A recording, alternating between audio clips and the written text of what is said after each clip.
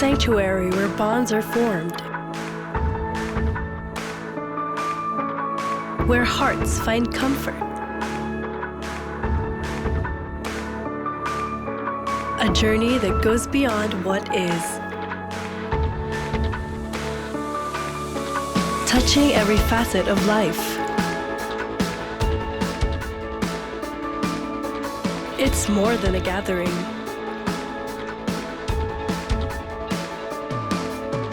It's a harmony of shared experiences.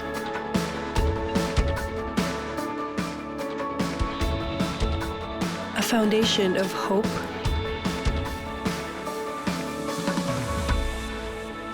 a vibrant mosaic of life's joy and challenges. A space for support and a sense of belonging. A place where our faith deepens and our spirits nourished.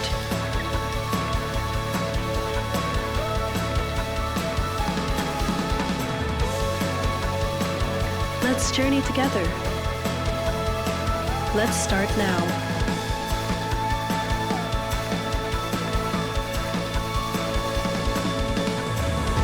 You are home. You are welcome. You are loved.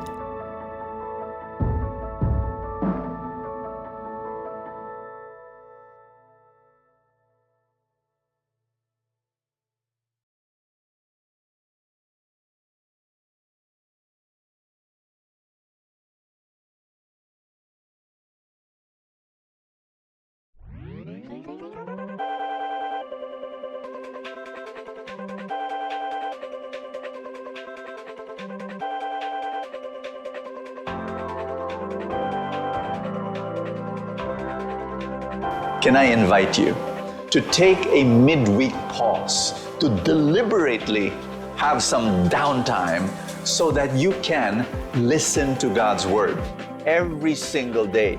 You don't wait for motivation. You don't wait for inspiration. You create it. Kaya ang ganda ng tanong mo. Making each other holy is really what God called us to do.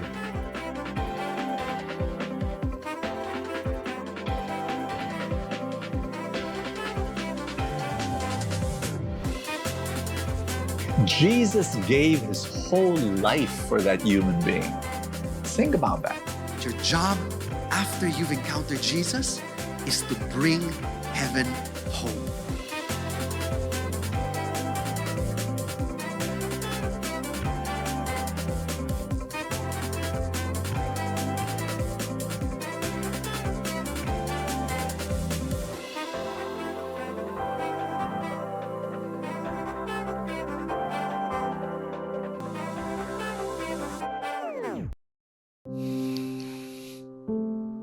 I don't remember when it shifted. One day, this wasn't home anymore. Same streets, same people, different everything. I thought I knew where my life was going. Now, I'm somewhere in between. Doors open, doors close, I stay on. I replay the conversations, the prayers, the silence.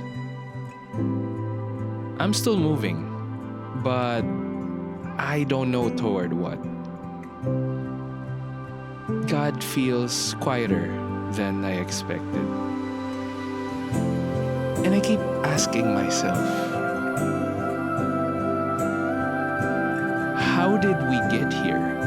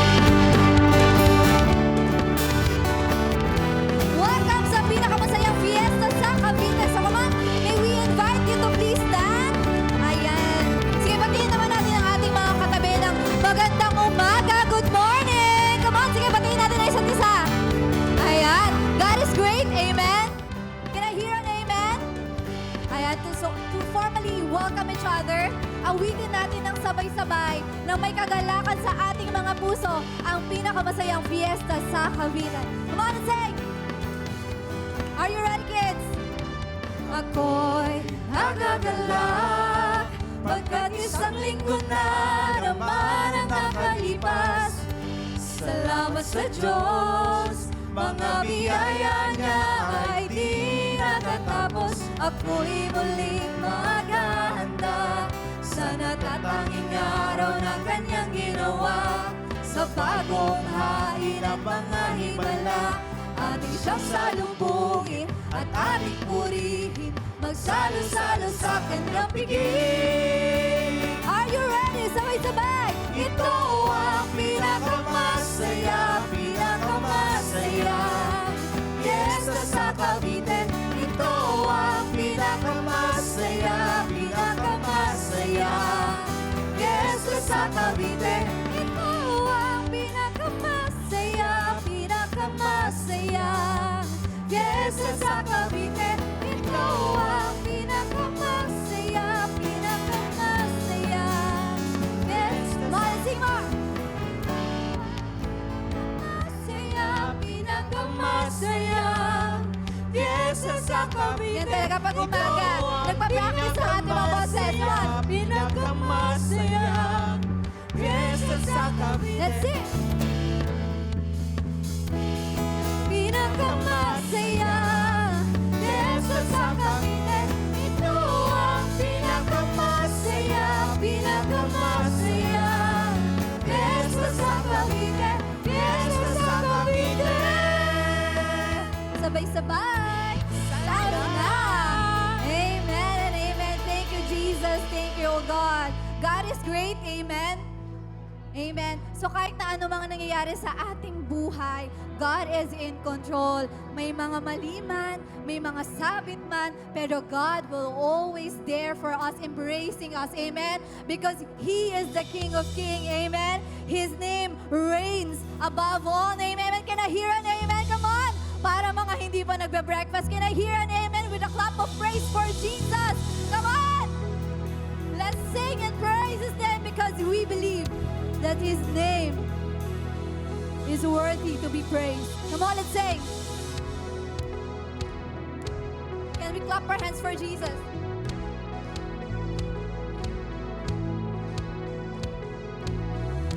You're full of glory and power.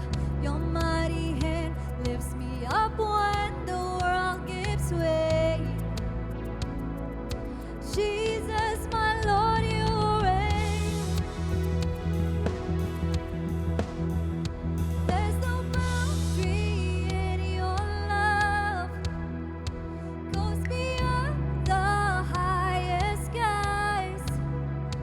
There is hope that in you I found. You're faithful, God. There's no striving. There's no striving in your grace. There is favor in your embrace. You are perfect in all your ways. You're gracious, God. Let's sing, you're full of glory. You're full of glory and power. Let's sing it to Jesus. Your mighty hand lifts me up when the world gives way. Jesus, my Lord, you reign. My God, you are worthy of honor. Let my life be a song that will bring you praise. Say, Jesus, my Lord, you reign. Amen. When the world beneath me shakes, you're the rock that keeps me safe. So for all of my days I sing your sovereign God. Come on, in one voice, let's sing. You're full of glory and power. Amen. Your mighty hand lifts me up when the world gives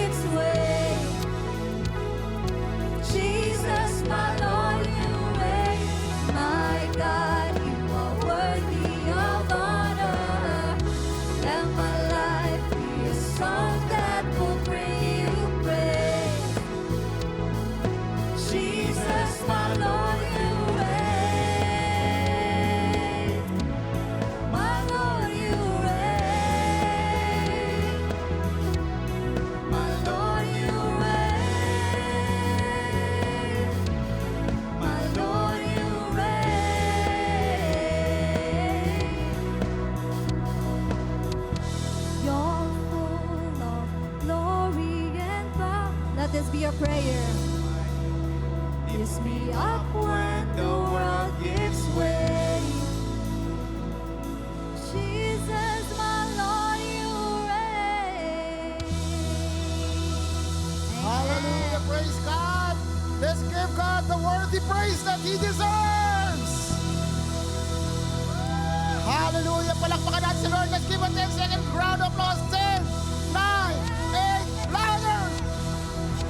4, 3, 2, and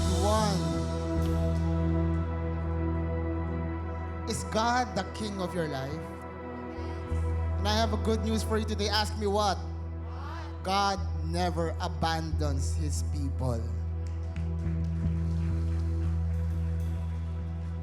Amen and amen. Yesterday, I had an event sa office. So it was, meron kami konting gathering. It was an annual officers meeting, may awarding, ganyan-ganyan. Sabi sa akin, naka-dress up kami, ganyan. Sabi ng isa, "Uy, brother, mukha kang mayaman ngayon." Sabi, "Oh, ayos ba yung damit ko?" Sabi niya, "Hindi, oily yung mukha mo." Kasi di ba parang grabe ngayon na lang mahal ng langis, di ba? Kaya parang mukha kang mayaman pag malangis yung mukha mo, ganyan. Yung pabango nga ngayon, di ba? Ano yung dati mga pabango na mabango? Di ba? Mga Sauvage, Aventus. Ngayon hindi na. Ang mababango ngayon, ano? Alam nyo kung ano? Premium, diesel, yan. Uy, amoy diesel ka. Ang bango mo, di ba? Pero grabe naman talaga yung presyo ng langis, di ba? Sino na yung natataasan na kayo sa presyo ng langis? Taas ang kamay. Grabe. Dati nung pag nagpa-full tank ako, usually 2,000, sobra na yan. Pagdating ng 1.8, click! May grade ko na yung click, titigil na yung pump. Pero last Friday, nagpagas ako, 2,000 na, hindi pa tumitigil. 2,500 na, it was not yet full. 2,800 na, hindi pa rin tumitigil. 3,000 plus nung tumigil yung pump. Sabi ko, kailan ako nagda-drive ng bus? Hindi pa naman bus tong sasakyan ko. Bakit ganon? Sino dito yung umasa na at nabigo? Taas ang kamay. Di ba? Ako kasi umasa ako na yung full tank ko 2,000 lang. Pero nabigo ako kaya ang sakit eh. And a lot of us are like this, na feeling natin when we reach a certain level na mapupuno na yung love tank natin. Mapupuno na yung expectations natin. At when we reach a certain level, feeling mo magiging masaya na tayo. Only to find that when you reach that certain level, bakit ganun? Parang may kulang pa rin. And that is the title of our talk for today. Already, but not yet. So let us start by praying our family prayer here at the feast in the name of the Father, the Son, the Holy Spirit. Amen. Raise your hands in victory and in surrender as we pray. Today I receive all of God's love for me. Today I open myself to the unbounded, limitless, overflowing abundance of God's universe. I open myself to God's blessings, healing, and miracles. Today I open myself to God's word, so I become more like Jesus every day. Today I proclaim that I'm God's beloved, I'm God's servant, I'm God's powerful champion, and because I am blessed, I am blessing the world.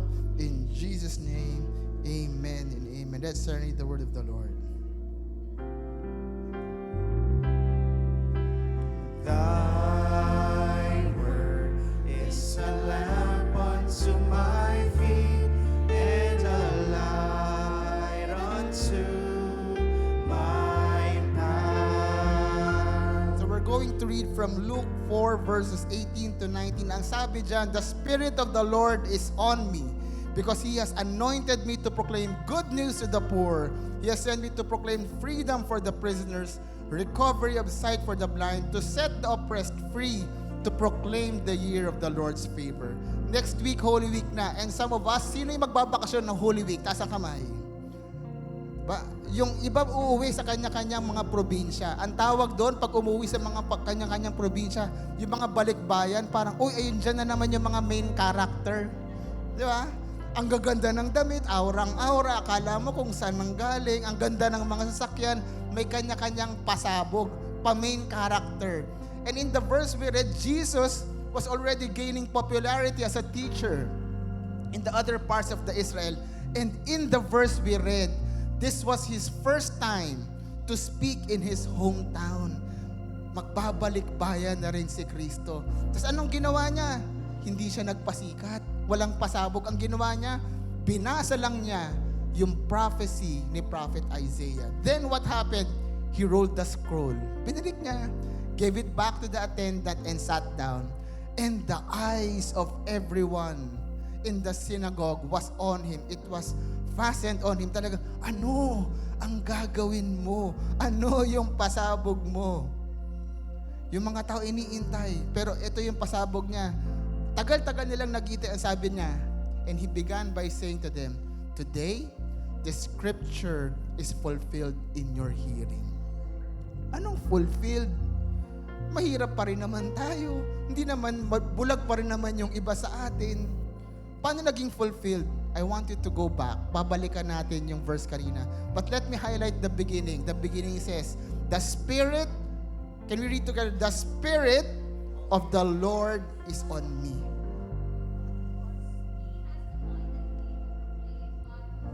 Yeah. Let me give you context. This verse that he read, this verse happened after his baptism in the river Jordan, where the Spirit of the Lord descended on him. Kaya if you understood, you would realize how good this verse is. That this reading, hindi lang to simpleng pagbabasa. It was a declaration. And I believe that Jesus is declaring it to you today. What is He declaring? Ask me what? Louder what? He is declaring to you today that your Savior is here. I don't know what area in your life needs saving, but your Savior has come. The Messiah is here. God wants to save you, so He sent His Son, and I pray that you receive your Savior today. Let us pray.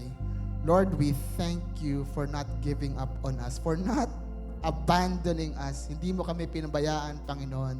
And I pray that you open our ears today to hear the good news, to open our blind eyes to your goodness. And Lord, I pray, Lord, that we open our hearts to you, to receive you, to receive your love, so we can love others just like you. In Jesus' name we pray. Amen and amen. Let's read the word of the Lord. Thy word is a lamp unto my feet and a light unto my path. Bless the Lord. Let's glorify the Lord with the clap offering. And before you take your seats, I want you to hug people around you. Sabihin mo sa kanila, God will never abandon you.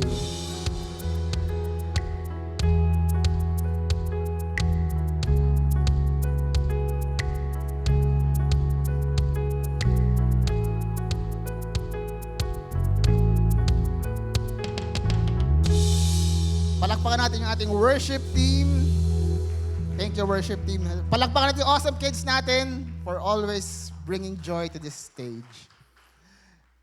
It has been a month since we enrolled in a gym. Pakisabi, weh. Di ba parang wala namang epekto, di ba? Isang buwan ka na, wala pa rin epekto. Do you know why? Ask me why. Because the gym is still under construction. Hindi pa siya bukas. Kaya, at kahit magbukas yung gym, bukas na bukas magsimula kami, wala pa rin namang kagad yan. The results will never be instant. And a lot of us are like that.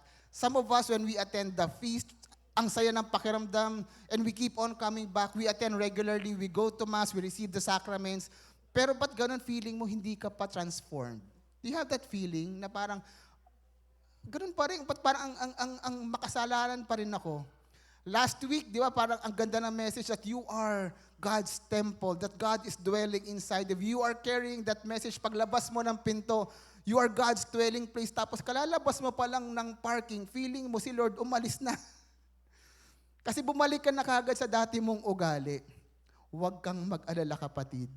That's normal. Tap the person beside you. Sabihin mo sa kanya, normal ka pa. Do you know why? Because you as God's house is still under construction. Sabi mo, God's house is still under construction. And that is our one big message for today. We are already in the state of already, but not yet. Kaya yun yung title natin, already, but not yet. You are already God's house, but that you're not yet fully done. You are still under construction. We are caught in this tension between already redeemed by Jesus and still waiting to be fully redeemed by Jesus. And when you put imperfect people together, what do you get? You get an imperfect family. You get an imperfect church. Kaya minsan may mga naririnig ako yung mga taong umaalis sa simbahan, umaalis sa community, kasi feeling nila yung simbahan ay hindi perfect na lugar. The church is not a perfect place, but the church is the perfect place for imperfect people. Amen? And this is a good news. Ask me why? Because ibig sabihin nito, welcome tayo dito. Tap the person beside you. Sabi mo, you are welcome here. So encourage you, everyone. Even if you don't feel at home, keep coming. Because God's house is still under construction. Go ahead, go clap your hands for the Lord. When you feel that you want to clap, magpumalak pa kayo. Kasi para kay Lord din, the Spirit is talagang overwhelming inside of you. Amen? And that is what happened to the Israelites. They became slaves in Egypt. Slaves sila. Tapos God freed them. Ang saya-saya nila, tuwang-tuwa na sila. And they thought they were already free. To find out they are not yet fully free. Because they were captured by the Babylonians. Pagkatapos nung pinalaya sila, after the Babylonians, then came the Persians, then came the Greeks, and then came the Romans. And they were praying for someone to save them. They prayed for a Messiah, and their prayers were answered, but not in the way they thought. God answered their prayers by sending Jesus. At ang ganda-ganda ng ganito, no? That to rescue us from exile, Jesus chose to become an exile himself. Jesus had to become an exile too. Because a lot of us are praying, Lord, Lord, alisin mo naman yung challenges sa buhay ko. Lord, get me out of this problem. Lord, get us out of our trials. Get me out of this debt. Get me out of this mess. And sometimes God gets us out of the messes that we are in. Praise God. Pero minsan, hindi tayo inaalis ng Diyos sa sitwasyon natin. God doesn't get us out of our situation. And this is still good news. Because when God doesn't get you out of your mess, God gets inside, gets in the middle of your mess. Amen? And this is what Jesus said. This is what Jesus did. Jesus became an exile so he could enter our Babylon to bring us home. He walked into our dark world to carry us out. Sinindo niya tayo. Tap the person beside you. God will carry you home. God will carry you home. And in the verse that Jesus had read, Jesus described our perfect human situation perfectly. Sabi niya, Jesus describes our human situation. Sabi niya, na tayo ay mahirap. We are poor. We are imprisoned. We are blind. We are oppressed.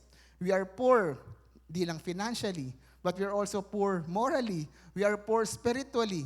We are imprisoned by our beliefs. Meron kanya-kanya tayong mga iniisip na parang hindi tayo makawala. We are imprisoned by our situation. We are imprisoned by our sins. And we are blind. Lahat na lang, di natin nakikita yung kagandahan ng mundo. We are blind to God's goodness. We are blind to the goodness of our brothers and sisters. And we are sometimes so blind that we cannot see goodness inside of us. Lahat ng nakikita mo sa sarili mo hindi maganda. And we are oppressed because of our social class. We are oppressed because of the level of our education. We are oppressed because of the strength of our economy. Pero sabi ni Jesus that the scripture is fulfilled today. Ang tanong, feel mo ba? Feel mo bang hindi ka na oppressed? Feel mo ba hindi ka na mahirap? Feel mo bang hindi ka na bulag? Are we home now? And the answer is this. No, we're not. We're still in Babylon. Look around us. Look at the violence happening around us. Kanina yung sinishare ni Father, ang lungkot nung nangyari na yun. 19-year-old who took his own life. Kalalabas lang ng seminaryo, ang lungkot. The world is imperfect. War is happening. Corruption in the government is rampant. Exploiting the people. Na yung mga benepisyo na dapat sa mahihirap, kinukuha pa. Kawawa na nga sila, kinakawawa pa. Nung mga taong dapat na nag-aalaga sa kanila. And that's why Peter called us foreigners and exiles. Because this is not our home. St. Paul said in his letter to the Philippians that our citizenship is in heaven. Question, who wants to go to heaven? Taas ang kamay. Yung iba, saan? Who wants to go to heaven? Let me see a raise of hands. Sino gusto punta sa heaven now na? Kalabitin mo yung katabi, sabi mo, wag muna. Manlilibre ka pa. Our home is not here. Our home is in heaven. Pero, hindi tayo nagmamadaling pumunta ron. Amen? Pero anong gagawin natin habang nandito tayo? What should we do here in Babylon? We're not going to just wait and die. I remember there was a time na talagang toxic na ako sa trabaho ko. Gustong-gusto ko nang mag-resign. Sabi ko sa tatay ko, Dad, gusto ko nang mag-resign. Sabi niya, ano bang problema? Kasi meron ako di mga kasundo sa office, sabi niya. Ito sabi niya sa akin, words of wisdom. Ewan ko kung merong para sa inyo to. Sabi niya, anak, kahit saang gubat, may ahas. There will always be people like that. Kahit saan ka magpunta. Mag-iiba lang yung pangalan, pero may encounter ka pang ganyan, kailangan matutunan mong humarap sa ganyan. There will always be challenges saan ka man magpunta. At malamang ganun yung mga ramdaman ng Israelites. Dahil akala nila, pag alis nila ng Babylon, hay, salamat, nag-resign na kami sa Babylon. Magiging masaya na kami, uuwi na kami sa Israel, main character na kami ulit. Only to find out that, pagdating nila ng Israel, ito na yun. Yung maganda nilang tahanan, the city was destroyed. Their temple was destroyed. And they were not yet free. Wala man sila sa Babylon, they were still under the Persian rule. And when they rebuilt their temple, ang layo. Ang layo sa unang templo na ginawa ni Solomon. Even if they were geographically at home, it still felt like they were still in Babylon. And this is the truth. Babylon is not just a place. Babylon is a condition. It's a system built on pride and self-centeredness. And if we look at the current situation of the world has become Babylon. The world has become a dysfunctional Babylonian system. Kanya-kanya. Di ba sa daan na lang, makikita mo, ayaw magbigayan, kanya-kanya. When almost everybody is working for their own interest, when everybody is a threat to somebody, the world becomes Babylon. So let me go back to the question. Do we just wait to die? Do we just wait for our rocket ship to heaven? St. Peter answers this question.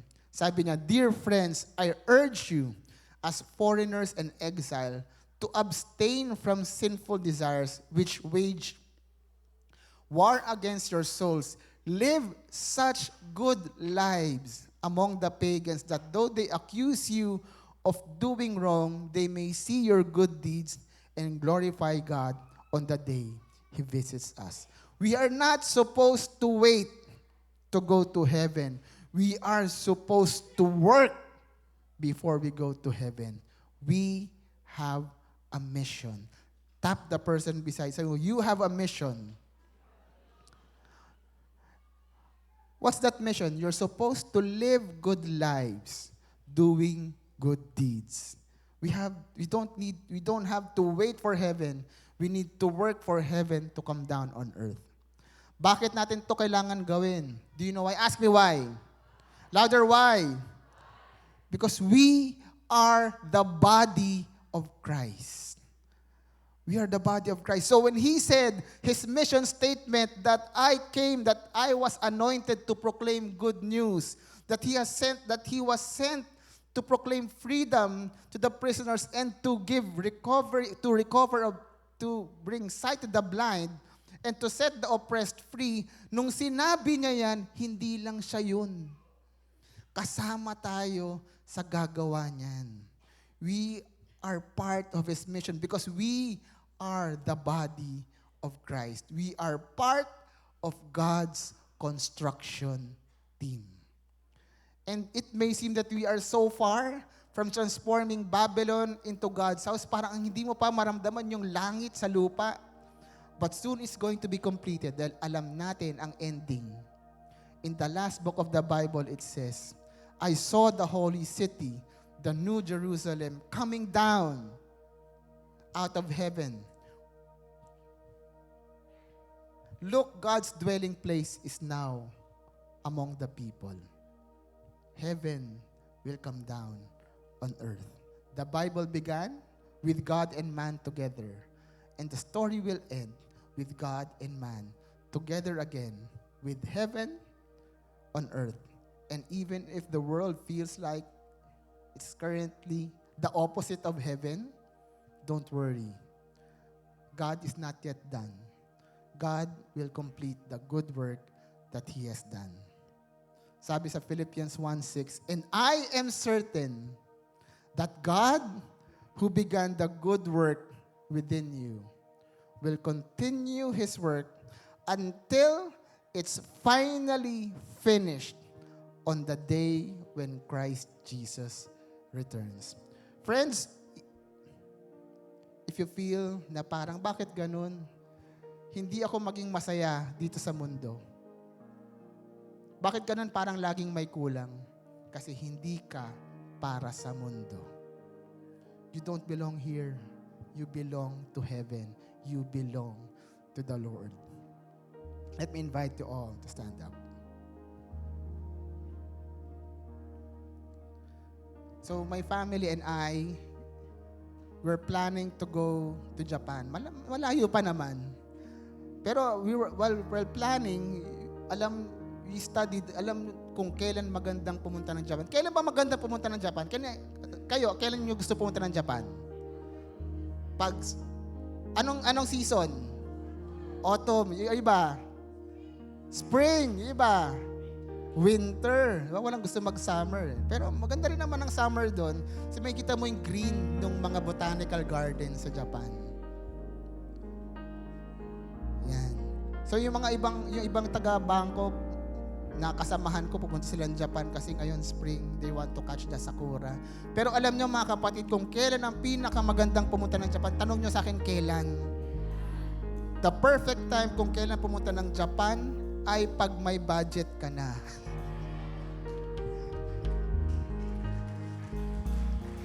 Ang hirap nung pupunta ka ng Japan, wala kang Tokyo nga, hindi ka makakain.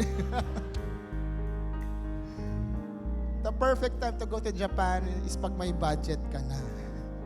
And a lot of us, ganyan yung happiness natin. Yung happiness natin, nangyayari lang pag may budget tayo. Amen? Yung iba, pag magiging masaya na ako, pag mayaman ako, magiging masaya lang ako pag ganito na yung level ng sweldo ko. Magiging masaya ako pag ganito na yung rank ko sa trabaho. Is this your mantra in life that I'll be happy when? I'll be happy when I get this job. I'll be happy when I retire. I'll be happy when I build my business. I'll be happy when I get married. I'll be happy when I have a baby. I'll be happy when I have my own house. I'll be happy when my dreams come true. Paano kung hindi? Paano kung hindi nangyari yan? Paano kung hindi pa natutupad yung mga pangarap mo? Anong gagawin mo? Magiging miserable ka na ba? Magmumukmuk ka na ba? Magiging bitter ka na ba? Habang buhay, ganun ka, nakasimangot ka na lang parati. I have bad news for you. Ask me what? Some of our dreams will never come true this side of heaven. Pero alam nyo, because some of our dreams are meant to be fulfilled in heaven. And aamin ako sa inyo, there was a season in my life that I felt the same. And sabi nga ni Father, parang yung in talk natin talaga, bagay na bagay, already but not yet. And up to now, aamin ako, may ganyang mga feelings pa rin ako. As a numbers guy, I love numbers. My happiness depended on numbers.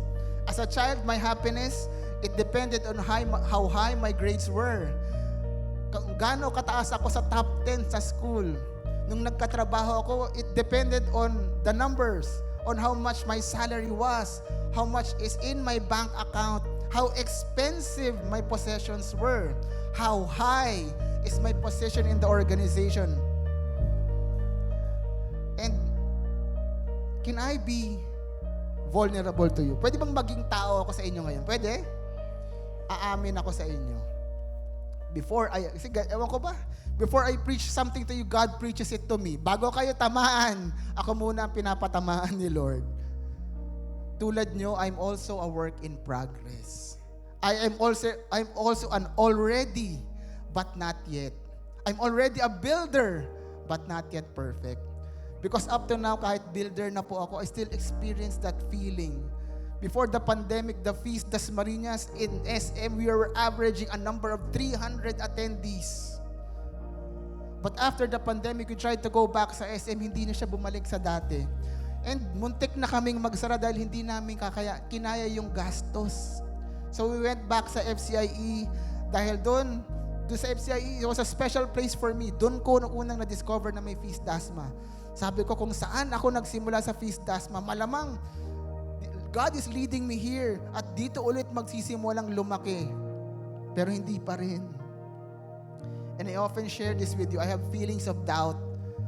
As a builder, as a leader, sometimes I don't feel adequate because I equated my anointing to the attendance. Brothers and sisters, where do you base your worth? Sa sweldo mo? Sa narating mo? Where do you base your worth? Brothers and sisters, don't base your worth on numbers. Because our worth is not based on numbers. Our worth comes from the name above every name. Our worth comes from Jesus because we have been made worthy by His sacrifice. So let this be your new mantra. Let this be our new mantra for today. I'm happy. Say it with me. I'm happy. I don't know what area of your life is in the messy middle. Be happy in this season. Be grateful in this season. At bakit naman tayo magiging masaya? Kahit wala pa yung pinagdarasal natin, ask me why. Louder, why? We can be happy because we know that God will finish the good work that He has begun. So today, allow God to complete you. And let us pray.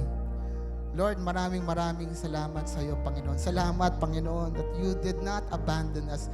Hindi mo kami iniwanan sa gitna ng aming gulo. Salamat at kami hindi mo sinukuan bagkos kami ay iyong sinundo.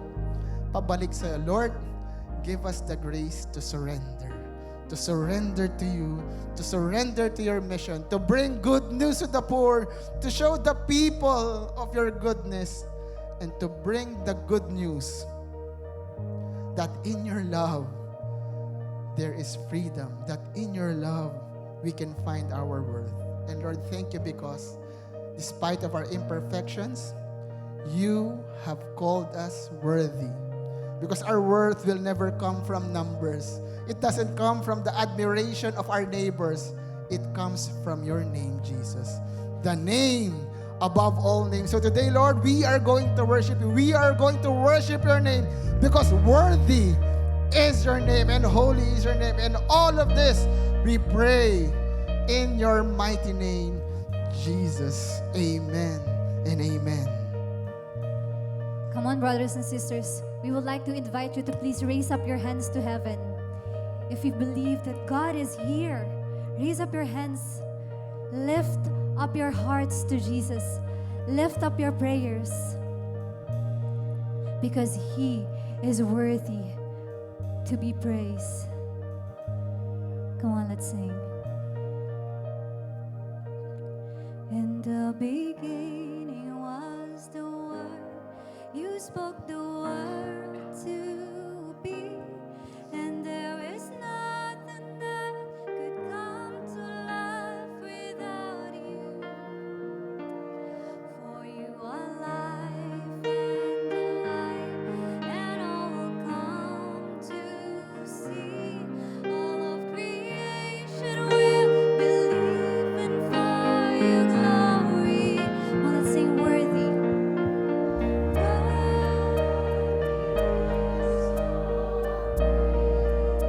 Let's sing worthy. Worthy is your name. God, only you deserve all praise. Worthy is your name. We're ready to sing. Want to sing? You left the glory of your throne and chose to make a home here in the mess, so you could walk with the unworthy. Almighty Son of Man, you chose the crown of thorns, so by your blood we are redeemed and be made worthy. Come on, let's sing worthy. Worthy is your name. Let's sing worthy. Worthy is your name. God, only you deserve it. Deserve all praise. Worthy is your name. Worthy is your name. Worthy is your name. Heavenly Father, worthy is your name. And because of you, you have made us worthy. And Lord, today, Lord God, we surrender to you all of the things, Lord God, that doesn't belong to you, that doesn't glorify you. Lord, we open our hearts to you. Transform us, Lord. Transform us, Lord. And remove all of the things. Remove our feelings of unworthiness. Remove our feelings of doubt. Remove our feelings of rejection, Lord God. And Lord, today, Lord God, we are lifting up to you the dreams that we have written down in our hearts. And you have your novena to God's love. Now is the time to lift it up, brothers and sisters. We are going to pray for it as a family. We are going to pray for it as a community, because where 2 or 3 are gathered in His name, He is here. Lord, we lift up to you the dreams of our dear brothers and sisters, Lord God. Lord, I pray, Lord God, for provision in their lives, Lord God. For those waiting for financial breaks, I pray, Lord God, financial breakthroughs to come in their lives, Lord God. I pray for promotion. I pray for new businesses. I pray for opportunities. I pray for growth in their careers, Lord. Lord, I pray for the reconciliation of families. Lord, heal their families. Heal their relationships, Lord God. I pray, Lord God, for the gift of forgiveness, Lord. And I pray, Lord God, for healing. To those who are sick right now, to those who have a condition right now, I pray, Lord God, that you cover them with your most precious blood, Lord God, and remove all of the things that's making them sick, Lord God. Heal them, Lord. Heal their body, heal their mind, heal every organ, heal every cell. Heal their mind, heal their spirit, Lord. And Lord, I pray for the dreams, Lord God.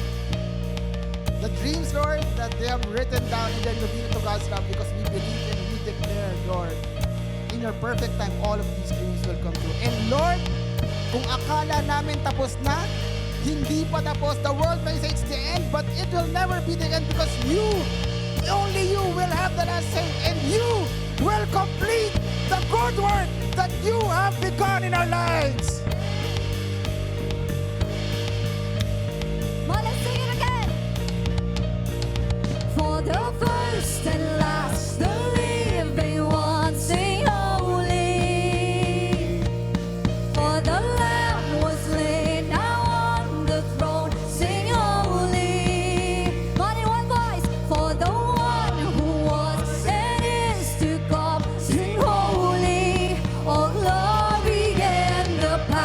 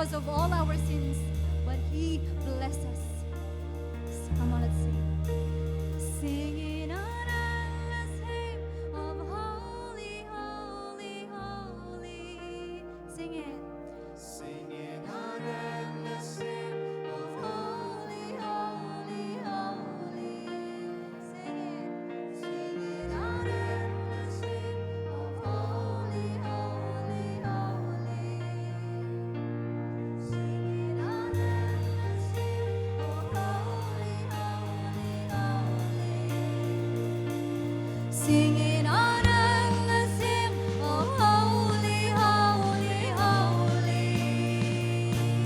Singing on endless hymn, oh holy, holy, holy. Singing on endless hymn, oh holy, holy, holy. Singing on endless hymn, oh holy, holy, holy. All glory and the power, all honor and the praise belongs to you forever. For holy is your name. Let's sing holy. Holy is your name. Holy is your name. God, only you deserve all praise. Holy is your name. Holy is your name. Holy is your name. Holy is your name. Holy is your name. We praise you, Jesus. We worship you, thank Lord. God. Hallelujah. Praise you. Palakpakan natin si Lord. Amen. Let's give Him the praise that He deserves one more time. Hallelujah. Worthy is your name, Lord God. And Lord, we praise you, Lord, for making us worthy. In Jesus' name we pray. Amen and amen. Let's give a clap offering to the Lord. Before you take your seats, I want you to hug people and sabihin mo sa Kanya, you have been made worthy by God. You are worthy. You are worthy.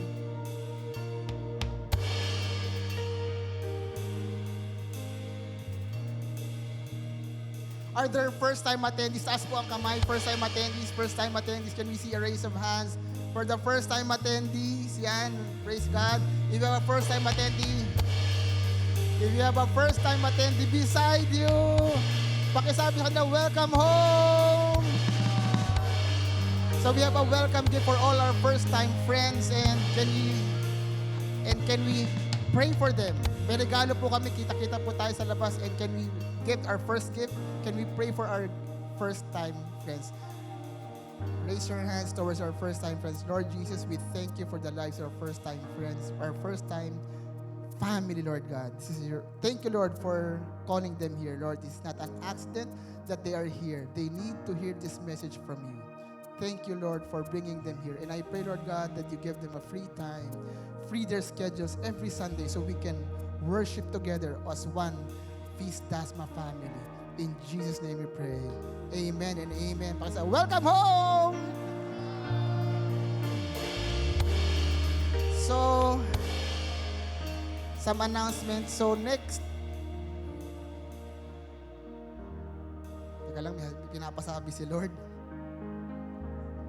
Sabi ko kanina na ang lungkot nung pakiramdam na parang kumukonti tayo. But now, dati kalahati lang tong kwarto. Now, hindi na lang tayo yung isang kwarto. We are now in the grand ballroom of Elijah Hotel. Sabi ni Lord, ang lungkot-lungkot mo. Ba't ka malulungkot? Hindi pa nga ako tapos. And I see you here today with worshiping as one big family. I see that God will complete the good work here in Feast Dasmariñas. Amen? Palakpakan natin si Lord. Thank you, Lord. So next week, Holy Week na, next week. So yung mga we would like to invite you sa Holy Week recollection ng Feast Cavite District. That will be on Black Saturday at Feast Dasmariñas Arena, and admission is free. Ayan. So punta po tayo dyan. Yan. Umaga po yan ng Black Saturday. Tapos, Sunday, sama-sama ulit tayo as one feast family all over Metro Manila. Sama-sama po tayo. Invite you to come to the Grand Easter Feast at the MOA Arena. Sabay-sabay tayo as one feast family. We're going to gather together sa Mall of Asia Arena. And I would like to invite all the women to stand up. Tayo po tayo. March is Women's Month. So bago man lang matapos ang March, let me honor the women of Feast Dasmariñas. Women has been God's way of blessing the world.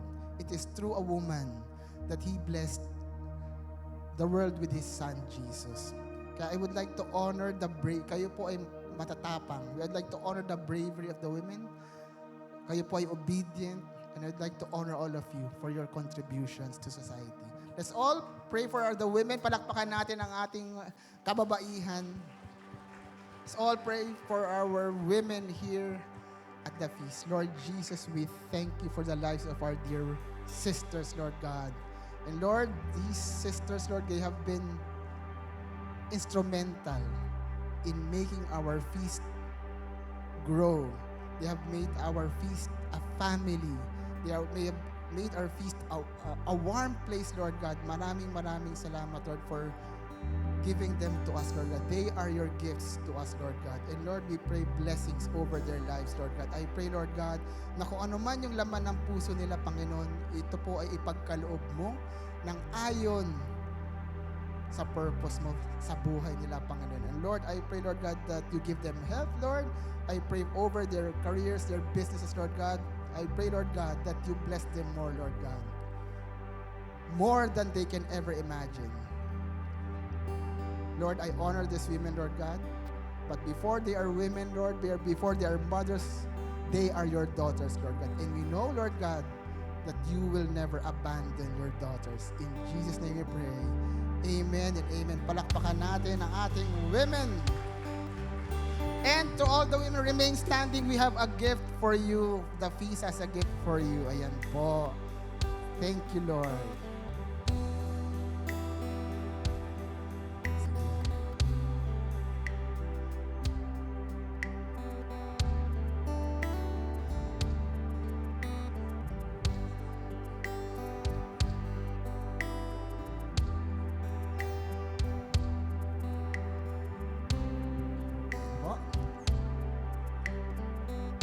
Palakpakan ulit natin ang ating sisters.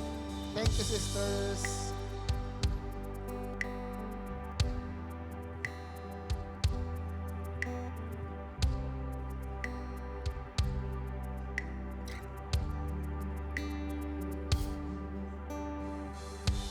Are you blessed here at the feast? Are you blessed? Louder. So if you're blessed here at the feast, let's keep the feast door open. Amen? Tulungan niyo po kami. Let's all support the ministry that we are doing here at the feast. Let's all, this is our mission to spread the good news to everyone. So tulungan niyo po tayo. Sama-sama po tayo as part of the body of Christ. Let us support the mission through our finances, through our giving. Dahil kailangan po namin ang tulong ninyo. Amen? Let's all stand up for our offering. Ay, yung mga di pa wala nabibigyan, meron pa ba? Baka pati yung mga baka mag-away. Sige, patapusin lang natin. Sige, isulat nyo muna yung mga nasa love offering nyo, kung ano yung mga prayers ninyo. Put it there. If there are things that you need to thank God for, sulat nyo rin dyan because we want to celebrate with you. We are praying for you.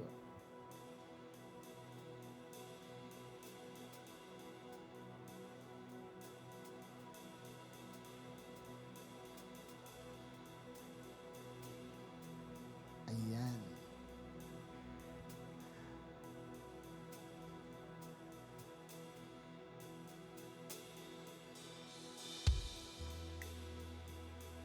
Okay na? We're good? Okay, let's all stand up for a love offering. Lord Jesus, we thank you, Lord God, for giving us the opportunity to earn, Lord God. Thank you, Lord, for the gift of our talents, our wisdom, and for the gift of our livelihood, Lord God. And Lord, we pray blessings over this feast. Lord, you have nourished us through this feast, Lord God. And Lord, as family, we are here to put food on the table, Lord God. And Lord, we are contributing to grow this family, Lord, because we believe that this family, Lord, is going to bless the community, Lord God. And Lord, this is our prayer. Bless us more so we can give more. In Jesus' name we pray. Amen and amen. Let's all give to the Lord.